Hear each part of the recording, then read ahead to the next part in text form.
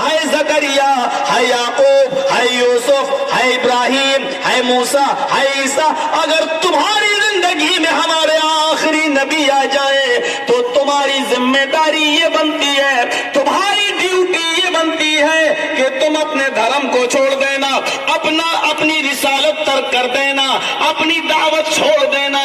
لَتُؤْمِنُنَّ بِهِ، تم سب ہمارے اس نبی کے اوپر ایمان لے آنا، محمد رسول اللہ پر ایمان لے آنا، اور ایمان لانے کے بعد تمہاری ڈیوٹی ختم نہیں ہو جائے گی۔ وَلَتَنْصُرُنَّهُ، وہ پیغمبر، وہ محمد رسول اللہ جو دین، جو اسلام، جو پیغام لے کر تمہارے بیچ جائے، تمہیں اس نبی کے اس پیغام میں، اس دین کے مشن میں تمہیں اس کی مدد بھی کرنا ہوگی۔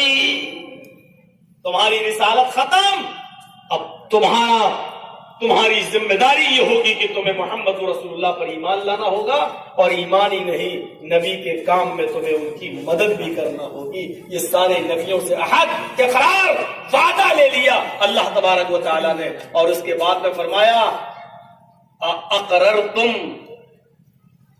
وَأَخَذْتُمْ عَلَىٰ ذَلِكُمْ مِصْرِي، میں نے جو کہا ہے کیا اقرار کرتے ہو؟ کیا اس وعدے پر عمل کرو گے؟ پکا وعدہ کر رہے ہو؟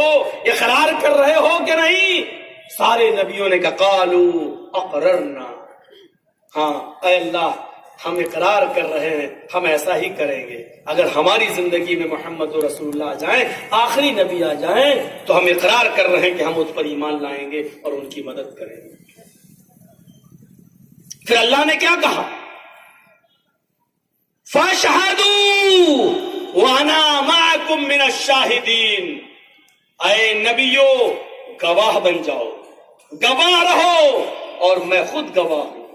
آج تم یہ اقرار کر رہے ہو، کل کہیں انکار کرو گے تو میں خود گواہی دوں گا۔ تم گواہ رہو، میں بھی گواہ ہوں۔ تو سب کا نبی بھی ایک،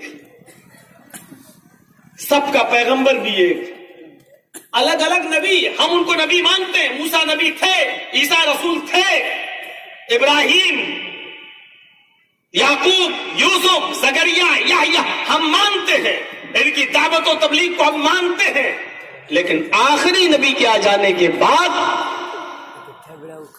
اب سب کی ذمہ داری یہ بنتی ہے کہ اس آخری نبی جناب محمد رسول اللہ صلی اللہ علیہ وسلم کو تسلیم کر لیا جائے۔ اب سوال یہ پیدا ہوتا ہے کہ ہم یہ تسلیم کیسے کریں کہ محمد ہی آخری نبی ہیں؟ اب بات یہ رہ جاتی ہے، وہ بات ختم، سب کا دین ایک، اسلام، یعنی کلمہ